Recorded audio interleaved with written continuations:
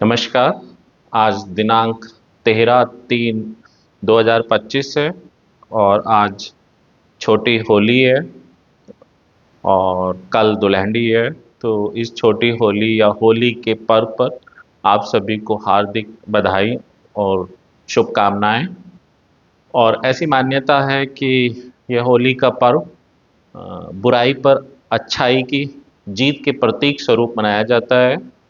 तो इसी इसी विषय में बुराई पर अच्छाई की जीत के संदर्भ में मैं एक क्लेम फाइट स्टोरी आपके समक्ष पेश कर रहा हूं या साझा कर रहा हूं। और वैसे मैं इस विषय को इसी क्लेम को पहले भी बता चुका हूं, लेकिन इसमें बाद में कुछ और दिक्कतें आई तो ये कुछ और बढ़ गया। और कैसे इंश्योर्ड ने अपना हक लिया, और जिसमें मुझे कहना होगा जो मैं अक्सर कहता हूँ, यहाँ देर है लेकिन अंधेर नहीं है। अगर हम सही लगन से और सही तरीके से अपने हक के लिए प्रयास करते रहें तो बहुत उम्मीद है हमें एक दिन, चाहे देर लगे लेकिन सफलता मिलेगी, न्याय मिलेगा और हमारा वाजिब बीमा क्लेम हक मिलेगा। तो ये जो मैं इसको पहले भी कुछ समय पहले बताया था, ये एक जिसे मैं फोर्स कंस्ट्रक्टिव टोटल लॉस कहता हूँ उस तरीके का क्लेम था। लेकिन इसमें साथ में कुछ और भी दिक्कत थी। तो ये और इसको बीमा क्लेम हक लेने में या पूरा बीमा क्लेम सही से लेने में बहुत लंबा, लगभग 2.5 साल का समय लगा।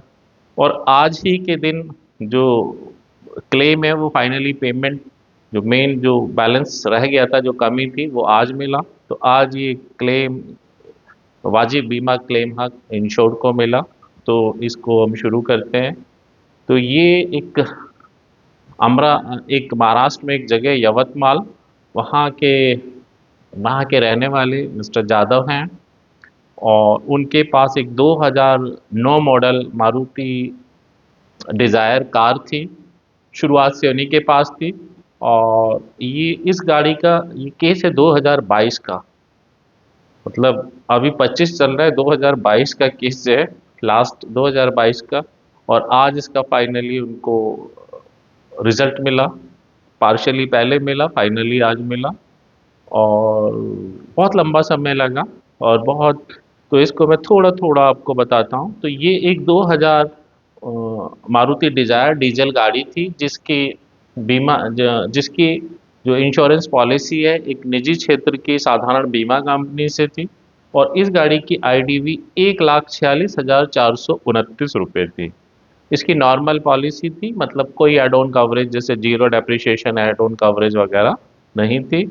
अगर हम इस आईडीवी का 75% करते हैं तो 1,09,822 रुपये आता है, मोटा मोटा 1,10,000 मान सकते हैं। तो ये था। और ये साहब, इन साहब से ये गाड़ी महाराष्ट्र में एक अमरावती डिस्ट्रिक्ट पड़ता है, वहीं पे ये 10/8/2022 को एक्सीडेंट हो गई। और ये जो इनकी यहाँ बीमा पॉलिसी थी, एक Maruti tie up insurance policy थी, यानी जिसको मारुति इंश्योरेंस ब्रोकर बेचता है। तो सब खैर कोई नहीं, इनकी गाड़ी एक्सीडेंट हुई। उसके बाद इन्होंने बीमा कंपनी से कम्युनिकेशन किया, जो उनके कॉल सेंटर नंबर होते हैं, उन्होंने वहीं पे एक कैशलेस गैरेज के नाम से, जो इनका प्रिफर्ड वर्कशॉप था, वहाँ पर इन्होंने गाड़ी भिजवाई। उस बीमा कंपनी की सलाह से वहीं लोकल अमरावती में भिजवाई। और उसके बाद क्लेम इंटीमेट किया गया। क्लेम इंटीमेट हुआ 23/8/2022 को। तो सब क्लेम इंटीमेट हुआ। बीमा कंपनी ने एक यवतमाल डिस्ट्रिक्ट के एक अप्रूव्ड सर्वेयर को इस क्लेम में अपॉइंट किया। उन्होंने सर्वे किया। उन्होंने कोई सर्वे रिपोर्ट तो नहीं दी और ऐसे ही टलता रहा। और फाइनली एक दिन बोले, साहब ये क्लेम टोटल लॉस है और ये गाड़ी को बीमा कंपनी ने इसकी रैक वैल्यू लगाई है और इसे विद आरसी, यानी कि फॉर्म 2829 पे साइन करके आपको बेचना होगा। ये गाड़ी लगभग 1,26 या 1,27, 1,27,000 या 1,26,000 के आसपास की बिक रही है। 1,000 एक्सेस क्लोज है और बचे हुए 19,429 रुपये बीमा कंपनी ये क्लेम में आपको देगी। और जो 1,27 या 1,26 जो भी है, वो जो स्क्रैप जो गाड़ी खरीद रहा है वो देगा। तो यानी कि कुल मिला के बीमा कंपनी की नेट लाइबिलिटी 19,429, या मोटे मोटे तौर पे हम 19,500 कह सकते हैं। और इस गाड़ी की जो वैल्यू है, जिसे ये रैक वैल्यू कह रहे थे, वैसे वो रैक वैल्यू नहीं, वो गाड़ी की या व्हीकल सेल वैल्यू थी, मतलब एक गाड़ी के तौर पे बेचने वाली, ना कि कबाड़ के तौर पर। और उसकी जो वैल्यू 1,27,000 मिल रही थी। तो सोचने वाली बात है कि कितना परसेंट जिसको ये रैक बोल रहे थे। खैर कोई नहीं, इंश्योर्ड इनसे सहमत नहीं था। उसने सर्वेयर साहब से काफ़ी रिक्वेस्ट की, सर्वे रिपोर्ट कॉपी की मांग की बीमा काम, लेकिन कोई नहीं सुनी थी। तो ये 2022 लास्ट में किसी तरीके से मेरे यूट्यूब चैनल के माध्यम से, ये तो डायरेक्ट मेरा यूट्यूब चैनल नहीं देखते थे, कोई इनके मित्र थे वो देखते थे, उन्होंने मेरा इनसे संपर्क हुआ और इस क्लेम में इनके साथ मैं जुड़ा। उसके बाद साहब हमने जब मैं इनके साथ जुड़ा, समझा, मुझे लगा वाकई में ये क्लेम तो, अगर मैंने इनसे जाना और इन्होंने मुझे बताया ये वर्कशॉप वाला ही गाड़ी को टोटली 1 लाख रुपए में खर्च रिपेयर करने के लिए बोल रहा है। लेकिन चूंकि उसकी बीमा कंपनी से टाई अप में है, सेटिंग है, तो वो इसलिए खुलकर उनके सामने नहीं बोल पा रहा। और इन्हें ये भी नहीं पता था कि उस वर्कशॉप ने कितना एस्टिमेट दिया है। खैर इन्होंने हमने फिर सर्वे रिपोर्ट कॉपी की मांग की और ऑफर लेटर की मांग की। तो बीमा कंपनी ने बड़ी मुश्किल से, सर्वेयर साहब ने तो नहीं दी, लेकिन बीमा कंपनी ने एक लंबे समय के बाद सर्वे रिपोर्ट कॉपी दी। और इस सर्वे रिपोर्ट में, ये बड़ी अजीब सी सर्वे रिपोर्ट थी। ये बीमा कंपनी के लेटर हेड पे बनी हुई थी। इसमें बहुत ज़्यादा एक्सीडेंट की डिटेल, सर्वेयर का एड्रेस, लाइसेंस नंबर की डिटेल, वैलिडिटी, कैटेगरी, या और बहुत एड्रेस, इस तरीके की बहुत सारी या क्लेम के बारे में जो डिटेल्स हैं वो नहीं थी। बहुत छोटी सी डिटेल थी और असेसमेंट की डिटेल थी। और ये इस सर्वे रिपोर्ट में जो असेसमेंट था वो 1,08,876 का था, जो कि अगर हम 75% ऑफ देखें 1,09,822 से कम था। अलबत्ता ये चूंकि डेप्रिसिएशन लगा के असेसमेंट की होगी, तो हो सकता है जो कुल रिपेयर खर्च है वो ज़्यादा हो। लेकिन और दूसरी चीज़, इस सर्वे रिपोर्ट में कोई रिकमेंडेशन नहीं थी कि ये पार्शियल, उनके अकॉर्डिंग ये पार्शियल लॉस क्लेम है या कंस्ट्रक्टिव टोटल लॉस क्लेम है, और ये किस तरीके से सेटलमेंट के लिए होना चाहिए, ये कोई रिकमेंडेशन नहीं थी। इसके बाद साहब हमने सब गाड़ी को ठीक कराने, चूंकि इंश्योर्ड को गाड़ी से काफ़ी लगाव था और शुरू से उन्हीं के पास थी, तो वो नए इस गाड़ी को टोटल लॉस बेसिस पे सेटलमेंट नहीं चाहते थे, और दूसरा इस इलीगल तरीके से भी नहीं चाहते थे। तो फिर गाड़ी को चूंकि कहाँ अमरावती और कहाँ यवतमाल, तो इन्होंने अपने डिस्ट्रिक्ट में एक लोकल स्थानीय वर्कशॉप पर अपनी गाड़ी को शिफ्ट किया और वहाँ से एक एस्टीमेट लिया। तो उस वर्कशॉप ने 1,04,000 का लगभग रिपेयर एस्टीमेट टोटल दिया। टोटल जो एस्टीमेट दिया 1,04,000 दिया, जो 75% ऑफ आईडीवी से कम था। तो ये एस्टीमेट और ये सारी जानकारी शिफ्ट करने की बीमा कंपनी और सर्वेयर साहब को दी। फिर भी बीमा कंपनी और सर्वेयर साहब ने दोबारा उस गाड़ी के विषय में कोई न जवाब दिया न कुछ, वो अपने उसी डिसीजन पे अडिग थे। उसके बाद साहब जानकारी देकर गाड़ी को रिपेयर कराया गया। गाड़ी रिपेयर हो गई, 98,000 समथिंग में ये टोटली खर्च में गाड़ी रिपेयर हो गई। बीमा कंपनी और सर्वेयर साहब को बिल भेजा गया और रिपेयर होने की जानकारी दी गई, री इंस्पेक्शन के लिए रिक्वेस्ट की गई। लेकिन ये काम भी बीमा कंपनी या उनके अप्रूव सर्वेयर साहब ने नहीं किया। और इस तरीके से काफ़ी लंबा समय लगा इस गाड़ी को ठीक होने में, शायद ये 2 या 3 महीने लगे हों। तो ये 2023 के शुरुआत में गाड़ी ठीक हुई। फिर 2023 में इसके लिए बीमा लोकपाल, इनका जो बीमा लोकपाल है पुणे लगता है, तो वहाँ शिकायत की गई। जो कंप्लेन हमारी रजिस्टर हुई वो 26/5/2023 को हुई। उसके बाद साहब फॉलोअप का फ़ोन वगैरह करते थे तो कोई फ़ोन उठता नहीं था, तो कुछ पता नहीं चल रहा था। लेकिन हमारी कंप्लेन रजिस्टर थी, मेल करते थे, कोई जवाब नहीं आता था। समय बीतता गया और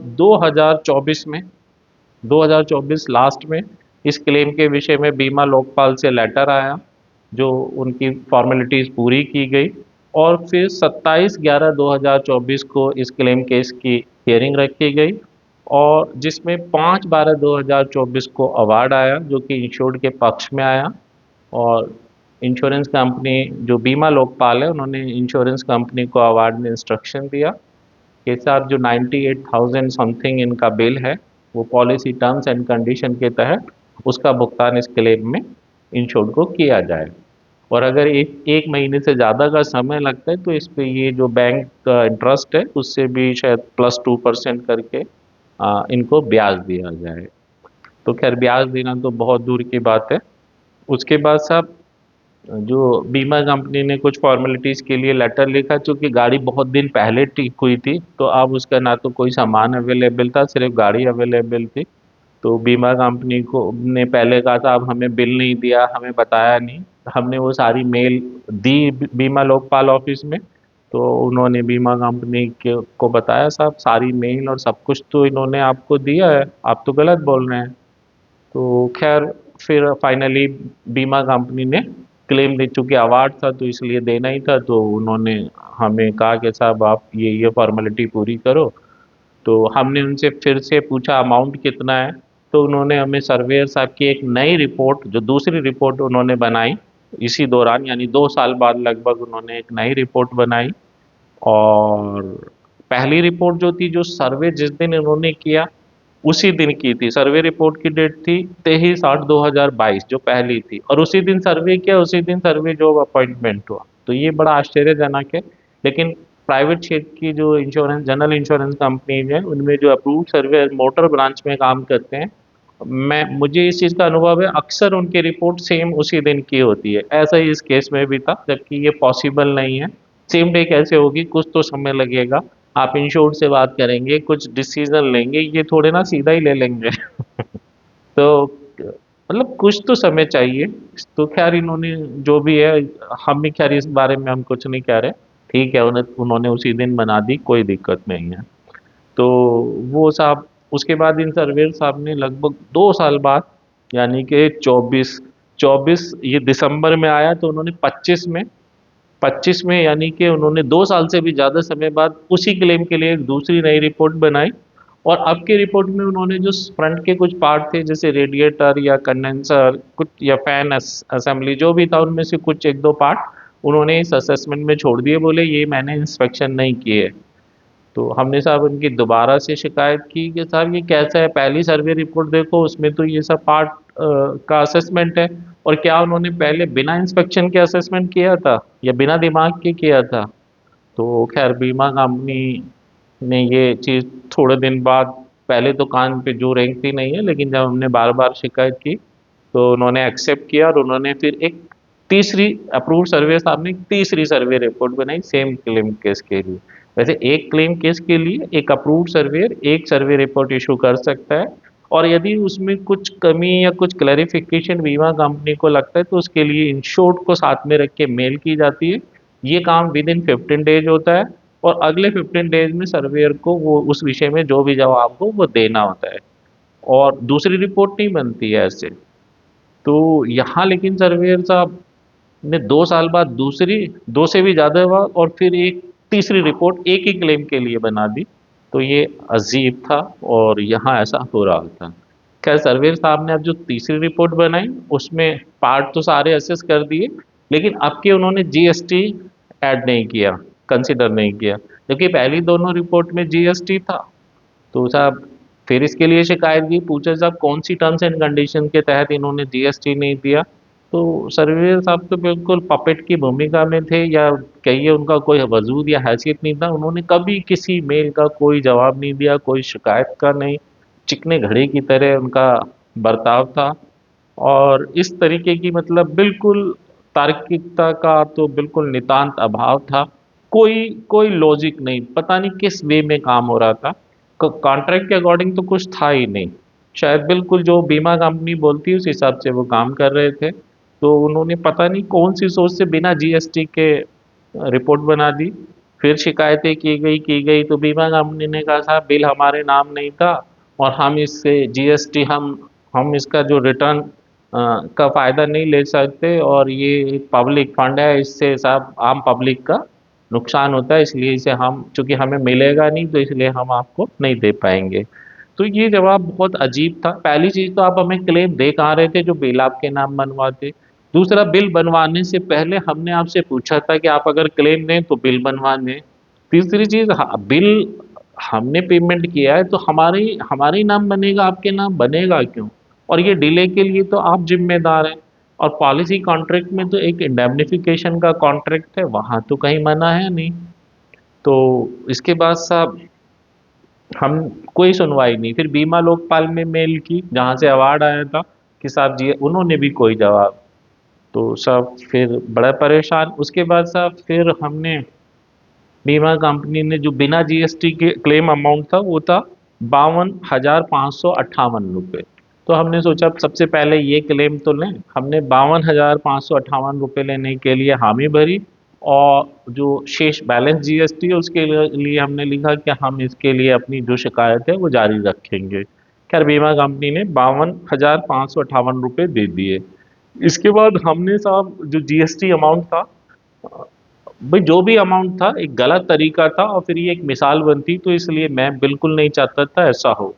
मैंने फिर, तो हमने इसके लिए साहब आरटीआई लगाई, आईआरडीआई में लगाई, और बीमा लोकपाल ऑफिस में लगाई। तब आईआरडी ने कोई जवाब नहीं दिया, ऐसे इस विषय को टाल दिया। जबकि जिम्मेदारी आईआरडी रेगुलेटर है, जीएसटी मिलना चाहिए या नहीं मिलना चाहिए उसको बताना चाहिए, इतनी इंपॉर्टेंट चीज है, और जिसके लिए वो चुप्पी साधे हुए। बीमा लोकपाल ऑफिस में गई, वहां भी वही 30 दिन बाद दोनों जगह से लगभग जवाब आया। और नॉर्मली 30 दिन बाद ही आता है, तो ऐसे ही यहाँ से आया, इन्होंने भी कोई प्रॉपर जवाब नहीं दिया।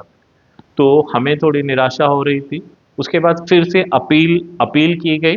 उसमें ऑप्शन होता आरटीआई में, ऑनलाइन ही आरटीआई लगाई थी, तो ऑनलाइन ही अपील की गई। और इसके फिर साहब काफ़ी दिन बाद, अभी एक दो, अभी हमको शायद 2-3 दिन पहले ही ये अपील का वो आया, वहाँ से लेटर आया। और उसमें उन्होंने कहा साहब हमने जो अवार्ड पास किया था उसमें जीएसटी इंक्लूड था, और मोटर पॉलिसी की टर्म्स एंड कंडीशन के तहत क्लेम में जीएसटी भी मिलना चाहिए, जो कि टर्म्स एंड कंडीशन के तहत और जो टैक्सेशन लॉज हैं उसके अकॉर्डिंग जीएसटी मिलना चाहिए। तो हमें खैर फाइनली बड़ी खुशी हुई कि देर से ही सही, लेकिन बीमा लोकपाल ने जवाब दिया, इस विषय में क्लैरिफाई किया। हमने इसकी कॉपी बीमा कंपनी भेजी साहब। ये जो अवार्ड था पीछे जो लोकपाल साहब ने दिया था उसमें जीएसटी देने के लिए कहा गया था, और उसमें बताया कि जीएसटी क्लेम में मिलना चाहिए। उसके बाद साहब बीमा कंपनी से 2-3 दिन बाद मेल आई कि ठीक है साहब, हम 2-3 दिन का समय लेंगे, और ये कल की बात है। और साहब अभी हम बताते हैं, कल ही शाम फिर उनकी मेल आ गई साहब, हमने 13,559 रुपये जीएसटी के नाम पे देना फाइनल किया है। जो आपकी रिक्वेस्ट थी, रिव्यू किया, रिकंसिडर किया। वो 13,559 रुपये इस क्लेम में हम जीएसटी के तौर पे जो रह गए थे वो अब देने को तैयार हैं। यदि आप अपनी कंसेंट दें तो हम उसका पेमेंट करें। तो हमने वो सुबह आज कंसेंट मेल पे दी उनको, और मेल पे बीमा कंपनी ने 13,559 रुपये का इंश्योर्ड को पेमेंट कर दिया। तो देखिए ये जीएसटी के लिए फाइट की तो 13,559 रुपये एक अच्छी रकम है, वो भी इंश्योर्ड को मिली। और सबसे बड़ी चीज़ है पैसे से भी ज़्यादा कि एक सही जो प्रोसेस है वो चला, एक मिसाल बनता है। तो ये जीएसटी क्यों नहीं देंगे? इंडेमनिफिकेशन तो जो भी रिपेयर खर्च हो रहा है उसके अकॉर्डिंग देना, उसमें टैक्स भी इंक्लूड है। तो बीमा कंपनी यहाँ इस मैटर में बेईमानी पे थी, और सबसे ज़्यादा बेईमानी पे अप्रूव्ड सर्वेयर साहब थे, जो जिनका कोई, मतलब जो उनकी भूमिका है वो उसके साथ न्याय नहीं कर रहे थे। जीएसटी कौन सी कॉन्ट्रैक्ट की टर्म्स एंड कंडीशन के तहत नहीं मिलेगा, ये उन्होंने ना तो कभी जवाब देना समझा, और बार बार रिपोर्ट बना रहे थे। भाई एक बार आपने रिपोर्ट बना दी, आपका काम पूरा हो गया। बीमा लोकपाल साहब ने आपसे सर्वेयर से रिपोर्ट बनाने के लिए नहीं कहा, बीमा कंपनी से क्लेम देने के लिए कहा था। तो लेकिन अगर फिर भी बनाई है, दूसरी गलत बनाई, फिर तीसरी भी गलत बनाई, अब जीएसटी मिला तो सर्वेयर साहब के पास क्या जवाब? कौन सी टर्म्स एंड कंडीशन के तहत उन्होंने क्लेम नहीं दिया, जीएसटी नहीं दिया? जबकि अप्रूव सर्वेयर को पॉलिसी टर्म्स एंड कंडीशन के अकॉर्डिंग काम करना करना होता है, ना कि बीमा कंपनी की पसंद मर्जी या ऑर्डर लेके काम करना होता है। तो यहाँ इस क्लेम में अप्रूव्ड सर्वेयर साहब का रोल बहुत ज़्यादा खराब था, बहुत ज़्यादा निम्न स्तर का था। ऐसा नहीं होना चाहिए। मैं खुद भी एक अप्रूव्ड सर्वेयर हूँ और इतना ज़्यादा गलत ठीक नहीं है। आप जिस समाज में रह रहे हो, हर एक आदमी की भूमिका है सही दिशा में चलने की, तो उनको चलना चाहिए था और कुछ तो लॉजिक होने चाहिए। ऐसी थोड़ी कि साहब जीएसटी नहीं दिया और उसका जवाब भी नहीं है आपके पास, ना दे पा रहे हो, तो ये तो बड़ी शर्म की बात है। लेकिन खैर, इंश्योर्ड को कुल मिला के जो पहले मिला 52,558 और फिर मिला ये 13,559, तो इस तरीके से लगभग 66,000 रुपये के आसपास का क्लेम मिला। जो पहले लगभग 19,500 मिल रहा था, तो एक तरीके से 45,500 रुपये का क्लेम और मिला। गाड़ी ठीक भी हो गई। अगर ये बीमा कंपनी की मानते तो 45,500 कम मिलना था। तो अब देखो ना, तीन बीमा कंपनी सिर्फ अपने 45,500 के लिए इनकी गाड़ी गलत तरीके से टोटल लॉस बेसिस पे सेटल कर रही थी। तो ये जो अ, मेरा था आज होली का पर्व और बुराई पर अच्छाई की जीत, तो ये इसी की मिसाल है। इसमें समय लगा, 2022 यानी 8वें महीने का एक्सीडेंट, और फाइनली जो न्याय मिला आज 13/3/2025, शायद 2.5 साल हो गए। लंबी लड़ाई लगी लड़ी और बीमा कंपनी के तानाशाही रवैये से लड़ाई लड़ी। जो सिस्टम अंधा गूंगा बहरा है, जैसा भी सिस्टम है, हमें इसी से न्याय पाना है, इसी से। क्योंकि हम कहीं अमेरिका या इंग्लैंड तो नहीं जा सकते, रहना तो हमें यही है, यही हमारे भाई बंधु हैं। इन्हीं यही सिस्टम है, अंधा गूंगा या बहरा जैसा भी है, तो हमें ये इनके इन प्रकरण इसी से लड़के सही तरीके से सही जगह पे और सही तरीके से शिकायत करके अपना हक, बीमा हक लेने का प्रयास करना है। और इस क्लेम में ऐसे ही हुआ, इंश्योर ने बहुत पेशेंस रखा और फाइनली देर से ही सही लेकिन उसे न्याय मिला। उसकी गाड़ी तो पहले ही ठीक हो गई और होली के अवसर पर 13,559 रुपये और मिले। और इसमें मैं थोड़ा ज़्यादा इंटरेस्टेड था कि ये अमाउंट ज़रूर मिलना चाहिए जीएसटी का। इंश्योर्ड को तो इतना वो नहीं था, उसको मुझ पे बिलीव था और हमारी मेहनत रंग लाई और इंश्योर्ड भी खुश और हम भी खुश। तो मैं तो होली के पर्व पे बहुत खुश हूँ। वैसे भी खुश रहता हूँ और इस चीज़ पे और भी ज़्यादा खुश हूँ कि इंश्योर्ड को उसका वाजिब क्लेम हक मिला और सही प्रोसेस की जीत हुई। तो ये आज का वीडियो है। अगर कभी भी आपकी या आपसे संबंधित किसी को कोई इसी तरीके की शिकायत है, तो सही तरीके से शिकायत कीजिए, लिखित में शिकायत कीजिए, सही तरीके पेशेंस रखिए और बहुत उम्मीद है आपको न्याय मिलेगा। तो अब इसको विराम देते हैं, फिर मिलते हैं। Happy Holi, bye.